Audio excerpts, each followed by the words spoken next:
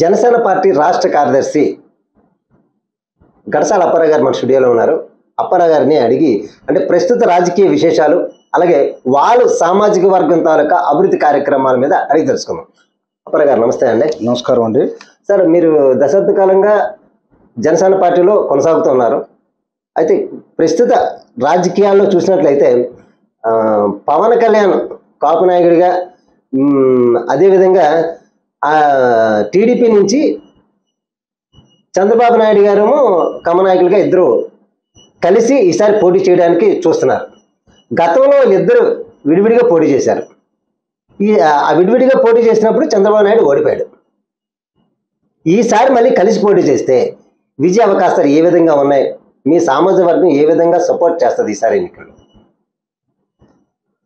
కులాలు అన్నటువంటిది ప్రధానం కాదండి. ఇక్కడ వాస్తవం మనం చెప్పుకోవాలని అనుకుంటే ఈ రాష్ట్ర అభివృద్ధి, ఈ రాష్ట్రం తాలూకా స్థితిగతులు ఎలా ఉన్నాయి, పరిపాలన ఏ విధంగా ఉంది అన్న దాని మీదనే ఎన్నికలు ఆధారపడతాయని చెప్పేసి నేనైతే అభిప్రాయపడుతున్నా. ఈరోజు ముఖ్యమంత్రిగా ఉన్నటువంటి జగన్మోహన్ రెడ్డి గారు అన్ని రంగాల్లోని కూడా పూర్తిగా విఫలమయ్యారు. ఏ ఒక్క వర్గం కూడా సంతృప్తికరంగా లేదు. కాబట్టి ఎన్నికలు అయితే మాత్రం కేవలం దాని మీదనే ఆధారపడి ఉంటాయని చెప్పి నేనైతే అభిప్రాయపడుతున్నా. ఇక మీరు అడిగినట్టుగా ఈ కాపు సామాజిక వర్గం మాత్రం పూర్తిగా ఏ ప్రభుత్వం ఉన్నా, ఏ నాయకుడున్నా కూడా ఈ కాపు సామాజిక వర్గం వివక్షకు గురవుతుంది. టోటల్గా ఎక్కడా కూడా అభివృద్ధి అన్నటువంటి దానికి నోచుకోలేదు. ఈవేళ జగన్మోహన్ రెడ్డి గారు కాపు కార్పొరేషన్కి సంవత్సరానికి 2,000 కోట్ల రూపాయలు చొప్పున ఇస్తామని చెప్పేసి చెప్పడం జరిగింది. 5 సంవత్సరాల్లోనే 10,000 కోట్ల రూపాయలు కాపు కార్పొరేషన్కి ఇవ్వాలి. కానీ ఈ రోజు వరకు అయితే మాత్రం గత ప్రభుత్వం టైంలో కనీసం విశాఖపట్నానికి అవనివ్వండి, కాపు కార్పొరేషన్కి అవనివ్వండి, లేకపోతే దీనికి చాలామందికి విదేశీ విద్య కోసం వాటి కోసం అని చెప్పేసి నిధులు వెచ్చించడం అన్నటువంటి జరిగింది, లోన్స్ ఇవ్వడం అన్నటువంటి ఇలాంటివి. కానీ ఈ జగన్మోహన్ రెడ్డి గారి ప్రభుత్వంలో అయితే నాకు తెలిసినంత వరకు ఇంచుమించు ఎవరికి ఇచ్చినట్టే నాకైతే కనిపించట్లేదు. అంతేకాకుండా చంద్రబాబు నాయుడు గారి గవర్నమెంట్లో 5% కాపులకు రిజర్వేషన్ ఇస్తామని చెప్పేసి చెప్పడం జరిగింది. అది కూడా జగన్మోహన్ రెడ్డి గారు అయితే నేను కాపు రిజర్వేషన్ అమలుపరచనని చెప్పినా కూడా టోటల్గా ఆ రోజు ఉన్నటువంటి పరిస్థితులను బట్టి జగన్మోహన్ రెడ్డి గారిని ఎన్నుకోవడం జరిగింది. ఈవేళ ఏంటంటే ఎన్నుకున్నా మాకు ఎటువంటి న్యాయం జరగలేదు, చాలా అన్యాయానికి గురయ్యాం, ఏ ప్రభుత్వాలు వచ్చినా కూడా మేము ఉపయోగం లేకుండా అయిపోయింది. అటు జగన్మోహన్ రెడ్డి గారి ప్రభుత్వాన్ని, చంద్రబాబు నాయుడు గారి ప్రభుత్వాన్ని కూడా మేము చూసాము. కాబట్టి పవన్ కళ్యాణ్ గారికి ఒక అవకాశం ఇస్తే బాగుంటుంది అని చెప్పేసి ఈవేళ కాపు సామాజిక వర్గమే కాదు, అన్ని సామాజిక వర్గాలు కూడా ఈవేళ అదే మాట మీద ఉన్నారు. అందులోని మా నాయకుడైనటువంటి పవన్ కళ్యాణ్ గారు అయితే ఆయన మూల సిద్ధాంతాలు 7 సిద్ధాంతాల్లో మొట్టమొదటి సిద్ధాంతమే కులాలను కలిపే సాంప్రదాయం అని చెప్పేసి ఒక సిద్ధాంతంగా పెట్టుకోవడం జరిగింది. అందు గురించి ఈవేళ ఏంటంటే ఓట్ల కోసం కులాలు తప్పించి అభివృద్ధి కోసం అయితే మాత్రం ఈ కులాలు అన్నటువంటిది కరెక్ట్ కాదని చెప్పి నేనైతే అభిప్రాయపడతాను. అంటే స్వతంత్రం వచ్చిన దగ్గర నుంచి ఇంచుమించు 7 దశాబ్దాల పాటు కాలం పూర్తయింది అప్పారావు గారు. దీంట్లో మన రాష్ట్రాన్ని ఎక్కువగా పరిపాలించింది ఎవరైనా ఉంటే ఒకటి రెడ్డి సామాజిక వర్గం, 2 కమ్మ సామాజిక వర్గం. అంటే 27% ఉన్న మీ కాపు సామాజిక వర్గం రాజకీయంగా ఎందుకు ఎదగలేకపోయారు? రాజకీయంగా ఎదగలేకపోవడానికి కారణం ఏంటంటే మిగతా కులాలకి కాపు కులానికి తేడా ఏంటి అని అంటే, కాపు కులంలో ఉన్నటువంటి ప్రతి ఒక్కడూ కూడా నేను నాయుడిని అన్నటువంటి అహంభావం కొలిది అందరూ ఎదగాలి అని చెప్పేసి కాపులు చూస్తుంటుంటారు. మిగతా కులాల్లో ఎవరో ఒకరు ఎదిగితే ఆటోమేటిక్గా ఆ నీడని అందరం బ్రతకొచ్చు కదా అని చెప్పేసి మిగతా వాళ్ళు ఆలోచన చేస్తుంటారు. అందువల్ల ఏంటంటే ఎప్పుడు కూడా తక్కువ సంఖ్యాపరంగా ఉన్నటువంటి వాళ్ళలో యూనిటీ ఉంటుంది, ఎక్కువ సంఖ్యాపరంగా ఉన్నటువంటి వాళ్ళలో యూనిటీ తక్కువగా ఉంటుందని చెప్పేసి నేనైతే అభిప్రాయపడుతున్నాను. అందువల్లనే కేవలం ఈ ఎదుగుదల రాకపోవడానికి ముఖ్య అడ్డంకి అయితే ఇదే అని నేను అభిప్రాయపడుతున్నాను. అంటే ఇప్పటికైనా ఇప్పుడు అంటే గడిచిన కాలాన్ని వదిలేయండి, ఇప్పటికైనా కనీసం అంటే మీ సామాజిక వర్గం కానివ్వండి, లేకపోతే మీ సామాజిక వర్గం డెవలప్ అయింది, ఏదో గవర్నమెంట్ ఇప్పుడు వచ్చిన అంటే వైసీపీ కానివ్వండి లేదా టీడీపీ కానివ్వండి, ఒక గవర్నమెంట్ వచ్చిన తర్వాత వాళ్ళు ఏదో కార్పొరేషన్ ఏర్పాటు చేసి మీ సామాజిక వర్గాన్ని అభివృద్ధి చేస్తాం, ఇన్ని కోట్లు ఇస్తాం అంటే మాయ మాటలు నమ్మి ఇంకా మీరు ఆ వర్గాలకు సపోర్ట్ చేస్తున్నారు. అసలు మీ ఇండివిజువల్గా ఎదగడానికి మీరు సీఎం కానీ పిఎంఐ కానీ అయ్యే అవకాశాలకి మీరు ఎందుకు కృషి చేస్తున్నారు? కృషి చేసే విధంగా ఏమైనా ప్రయత్నాలు చేస్తున్నారా? ఇప్పుడు కాపుల్లో మెయిన్ ఏంటంటే ఇందాక కూడా చెప్పాను నేను, యూనిటీ అన్నటువంటిది తక్కువ. ముఖ్యంగా కాపులు అన్నటువంటి వాళ్ళు వ్యవసాయం మీద ఆధారపడి బ్రతుకుతున్నటువంటి వాళ్ళు కాపులంతా కూడాను. వ్యవసాయ రంగం మీద ఆధారపడడం వలన ఈ వ్యవసాయానికి కూడా ఏ ప్రభుత్వాలు కూడా ప్రోత్సాహం ఇవ్వటం లేదు.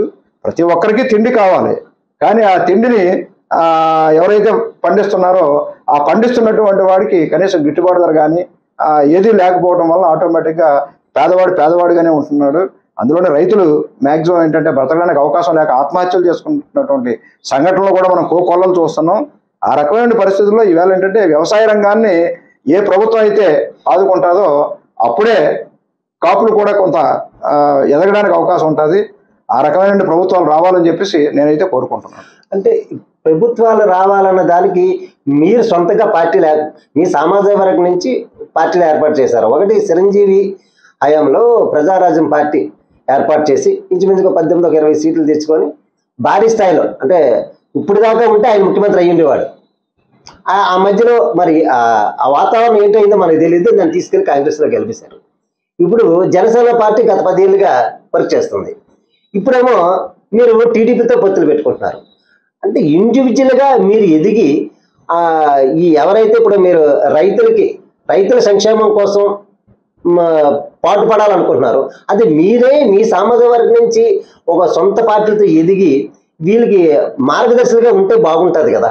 ఈ మధ్యలో ఎందుకు వాళ్ళు డిస్కరేజ్ అవుతున్నారు? ఎప్పుడు కూడా ఇక్కడ డిస్కరేజ్ అవ్వడం అన్నది కాదండి. ఎప్పుడూ కూడా నాకు తెలిసినంత వరకు ఏ నాయకుడు కూడా కులం మీద ఆధారపడి గెలిచినటువంటి నాయకులైతే చరిత్రలో లేరు. ఎక్కడా కూడా మ్యాక్సిమం ఏంటంటే అన్ని కులాలని కలుపుకొని సమన్యాయం చేకూర్చి అందరికీ న్యాయం చేకూర్చాలని ఎవరైతే వెళ్తారో వాళ్ళే నాయకుడిగా ఎన్నుకుంటారు. అందుగురించే మా అధినాయకులైనటువంటి పవన్ కళ్యాణ్ గారు కూడా కాపులకి ఏంటంటే ఆయన కాపు కులంలో పుట్టినా కూడా కాపులకి ఆయన చాలా క్లియర్గా ఒక సందేశాన్ని ఇచ్చాడు. కాపులు అన్నటువంటి వాళ్ళందరూ కూడా పెద్దన్న పాత్ర పోషించండి, మిగతా కులాలని కలుపుకొని వెళ్ళండి అని చెప్పేసి ఆయన చాలా స్పష్టంగా చెప్పడం జరిగింది. ఆ విధంగానే ఈవేళ కాపులందరూ కూడా వెళ్తున్నారు. అందరినీ కలుపుకొని ఎవరైతే వెళ్తారో ఖచ్చితంగా వాళ్ళే రేపు అధినాయకుడు అవడానికి అవకాశం ఉంటుంది. చేసిన పనులే ఎప్పుడు కూడా గుర్తింపుని తీసుకొస్తాయి. కాబట్టి ఈవేళ పవన్ కళ్యాణ్ గారు చాలా మంచి ఆదరణ పొందారు.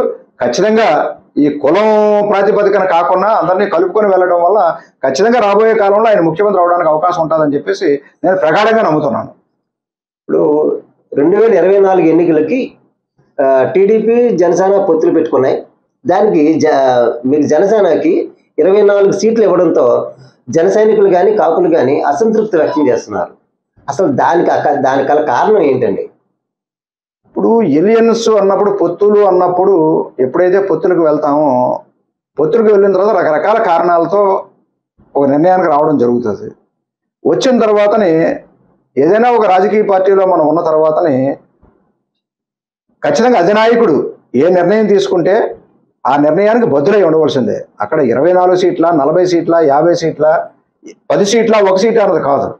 ఎన్ని సీట్లు వచ్చినా కూడా ఖచ్చితంగా మనం ఏంటంటే నాయకుడి మీద విశ్వాసం ఉంచాలి, నాయకుడిని నమ్మాలి. నేను ఇందాకే చెప్పాను, నేను ఎప్పుడు కూడా కాపుల్లో మొత్తం అందరూ కూడా నాయకులుగా ఎదగాలని అనుకుంటే ఎప్పటికీ ఎదుగుదల ఉండదు. ఎన్ని సీట్లైనా తక్కువ సీట్లైనా ఎక్కువ సీట్లైనా కాకుండా ఆయన్ని వేళ మనం నాయకుడిగా గుర్తించి నాయకుడిగా సంఘీభావం తెలియజేసి ఆయన తాలూకా హ్యాండ్స్ స్ట్రెంగ్తన్ చేస్తే ఖచ్చితంగా భవిష్యత్తులో ఇవాళ కాకపోతే రేపైనా కానీ ఆయన ముఖ్యమంత్రి అవడానికి అవకాశం ఉంటుందని చెప్పేసి. పవన్ కళ్యాణ్ ప్రజాదరణ గల నాయకుడు. ఎక్కడైనా మీటింగ్ పెడితే లక్షలాది మంది జనాలు వస్తారు. మీకు అంత సిరిష్మా ఉన్న నాయకుడికి ఈయన 24 సీట్లు ఇచ్చి ఆయన్ని ఇచ్చేసేదానికన్నా దాంతో సమానంగా అంటే 175 సీట్లు ఉన్న రాష్ట్రంలో మరి 24 కాకుండా ఓ సగం సగం ఒక 50, 60, 70 ఇస్తే ఈ సీట్లు గెలిచారనుకోండి, అప్పుడు ఓ బలమైన శక్తిగా ఈయన ఎదగడానికి అవకాశం ఉంటుంది కదా అని. ఇప్పుడు ఎదగడానికి 24 సీట్లు ఇచ్చినటువంటి 24 సీట్లు కూడా గెలవలేని పరిస్థితి ఉందనుకోండి. ఉంటే ఎక్కువ సీట్లు ఇచ్చినా తక్కువ సీట్లు ఇచ్చినా కానీ ఏదైతే ఎన్ని సీట్లు ఇచ్చారో అన్ని సీట్లు గెలిపించుకుంటే ఖచ్చితంగా ఆయనకి ఆదరణ ఉంది అన్నటువంటిది ఎస్టాబ్లిష్ అవడానికి అవకాశం ఉంటుంది. అందు గురించి ఎన్ని సీట్లు అన్నటువంటి ప్రధానం కాదు, ఇచ్చినటువంటి సీట్లని గెలిపించుకోవడం అన్నటువంటిది ప్రధానం అని చెప్పేసి నేనైతే అభిప్రాయపడుతున్నా. ఖచ్చితంగా ఈ 24 సీట్లు మేము ఖచ్చితంగా గెలుస్తామని చెప్పేసి నాకైతే నమ్మకం ఉంది.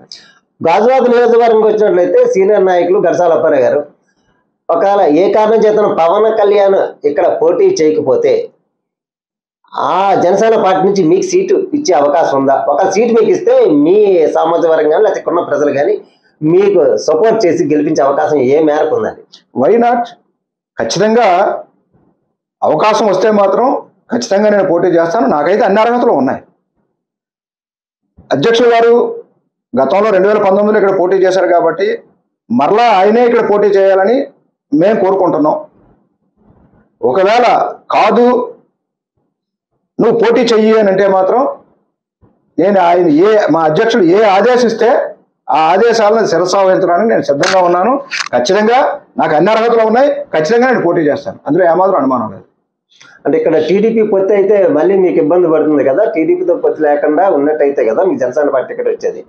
ఒక టీడీపీకి ఏమైనా టికెట్ కేటాయించినట్లయితే అప్పుడు ఇక్కడ జన సైనికులు కానీ కాపులు కానీ ఏ విధంగా వర్క్ చేస్తారండి? ఇప్పుడు పొత్తు అంటేనే అర్థం అదండి. పొత్తులు అన్నప్పుడు ఎలియన్సుల్లో ఎవరికి టికెట్ ఇచ్చినా కూడా వాళ్ళు వీళ్ళు ఒకటే అన్న అభిప్రాయంతో ఉండాలి. ఇవాళ తెలుగుదేశానికి టికెట్ ఇస్తే జనసేన వాళ్ళు హోల్ హార్ట్లీ పనిచేయాలి, జనసేనకి టికెట్ ఇస్తే తెలుగుదేశం వాళ్ళు కూడా హోల్ హార్ట్లీ పనిచేయాలి. అది ఆ నిర్ణయం అన్నటువంటిది చంద్రబాబు నాయుడు, పవన్ కళ్యాణ్ గారు తీసుకుంటారు. సార్, 2024 సార్వత్రిక ఎన్నికల్లో పోటీ చేయడానికి వైసీపీ, జనసేన, టీడీపీ ప్రత్యేకంగా పెద్ద ఎత్తున పోటీలు చేస్తున్నాయి. అయితే మీ కాపు నాయకులు ఎక్కువగా వైసీపీలోనే ఉన్నారు, టీడీపీలోనే ఉన్నారు, జనసేనలో ఉన్నారు. అయితే జనసేన టీడీపీ ఈ పొత్తుతో మీ ప్రభుత్వం వచ్చే అవకాశాలు ఉన్నాయంటారా? ఖచ్చితంగా ఉన్నాయండి. ఎందుకంటే మీరే చెప్పిన దాంట్లోనే ప్రశ్న ఉంది. నాయకులైతే 3 పార్టీల్లో ఉన్నారు, కానీ ప్రజలంతా మాత్రం ఓటర్లంతా మాత్రం జనసేనతోటే ఉన్నారు. ఎందుకంటే కాపులందరూ కూడా మార్పు మొదలైంది, తెలుసుకున్నారు. ఖచ్చితంగా ఈ పర్యాయం అయితే జనసేనాని పవన్ కళ్యాణ్ గారిని పూర్తిగా నమ్ముతున్నారు. మెజారిటీ ప్రజలంతా కూడా, అందులో ముఖ్యంగా కాపులంతా కూడా పవన్ కళ్యాణ్ గారి వెనకాతలే నడవాలని నిర్ణయించుకున్నారు. అందువలన ఏంటంటే రేపు రాబోయే ప్రభుత్వం జనసేన తెలుగుదేశం ప్రభుత్వం అని చెప్పేసి ఖచ్చితంగా ఘంటాపథంగా చెప్పగలను. ఇప్పటి వరకు రాష్ట్రంలోని జనసేన, టీడీపీ, వైసీపీలో ఉన్న కాపు నాయకులు ఎంతమంది ఉన్నా ఏం చేసినా రాబోయే ఎన్నికల్లో జనాదరణ కలిగిన పవన్ కళ్యాణ్తో పొత్తుకున్న అంటే జనసేన, టీడీపీ పొత్తుతో ఉన్న ప్రభుత్వమే రానుందని, వచ్చే ఎన్నికల్లో విజయం సాధిస్తామని, అదేవిధంగా గెలుపొందిన తర్వాత ప్రజా సంక్షేమం కోసం ఎక్కువగా కృషి చేసిన పార్టీ టీడీపీ, జనసేన పార్టీ అని అప్పారావు గారు అంటున్నారు. విజయ అవకాశాలు ఎలాగున్నా ఏటో ఎదురు చూద్దాం. అప్పారావు గారు, మా విలువైన సమయాన్ని మాకు కేటాయించినందుకు మీకు మా ఛానల్ తరఫున ధన్యవాదాలండి. నమస్కారం అండి. మీకు, మీ ఛానల్ ప్రేక్షకులకి అందరికి కూడా ధన్యవాదాలు.